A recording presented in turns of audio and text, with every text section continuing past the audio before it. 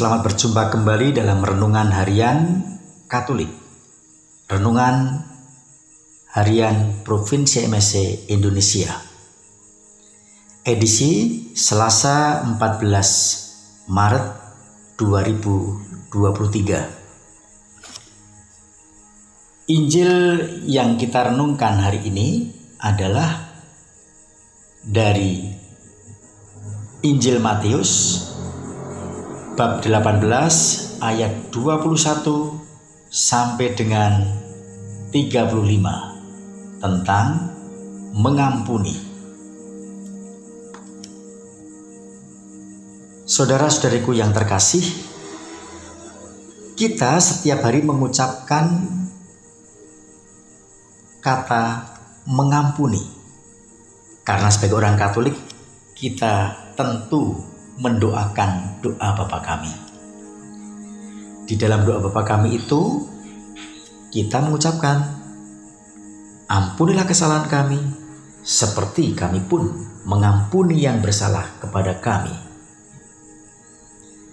Setiap hari kita mengucapkan, tetapi kita juga menyadari betapa hal itu sulit terwujud di dalam kenyataan hidup kita. Reaksi kita apabila disakiti, ya membalas. Tidak sabar. Seorang pemuda, sebut saja namanya Mikael, berselisih dengan temannya yang bernama Bernard. Mikael merasa dirinya dihina oleh Bernard. Sejak kejadian itu, Mikael tidak mau berdamai dengan Bernard.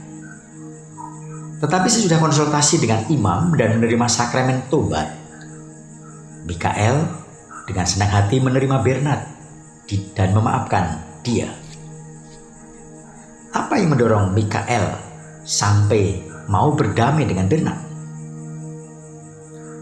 Setelah menerima absolusi dan penitensi di dalam sakramen tobat, Mikael menyadari akan pentingnya pengampunan. Sebelum mengampuni Bernard, Mikael selalu dihantui oleh pikiran negatif, seperti keinginan untuk membalas dendam. Pikirannya selalu tidak fokus. Tidur dan gairah makan pun selalu terganggu.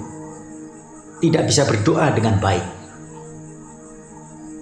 Tetapi sesudah memaafkan Bernard, Mikael bisa tidur nyaman, gairah makan baik kembali, bisa berdoa dengan baik, bisa fokus dalam mengerjakan sesuatu, badan dan pikiran pun terasa ringan. Injil hari ini mencatat Yesus menjawab pertanyaan Petrus. Petrus bertanya, Tuhan, sampai berapa kalikah aku harus mengampuni saudaraku yang berbuat salah terhadapku? Sampai 7 kalikah? Yesus menjawab, bukan sampai 7 kali, melainkan sampai 70 kali 7 kali. Jawaban Yesus pada pertanyaan Petrus tentang mengampuni menunjukkan kepada kita bahwa kita mengampuni bukanlah seperti yang ada di dalam pikiran kita, tetapi pengampunan tiada batas. Pikiran kita sebanyak 7 kali, suatu jumlah yang terbatas. Kita bisa menghitung. Misalnya, seseorang bersalah kepada kita, menyakiti kita. Oke, saya ampuni. 1. 2 hari kemudian, dia menyakiti saya lagi. Saya ampuni lagi. 2. Terus begitu sampai 7 kali. Nah, ini udah ke-7 ya. Awas, lagi saya tidak ada ampun lagi untukmu. Bukan itu. Kita tidak perlu menghitung seperti itu. Tetapi Yesus menghendaki pengampunan yang tiada batas, tidak terhitung.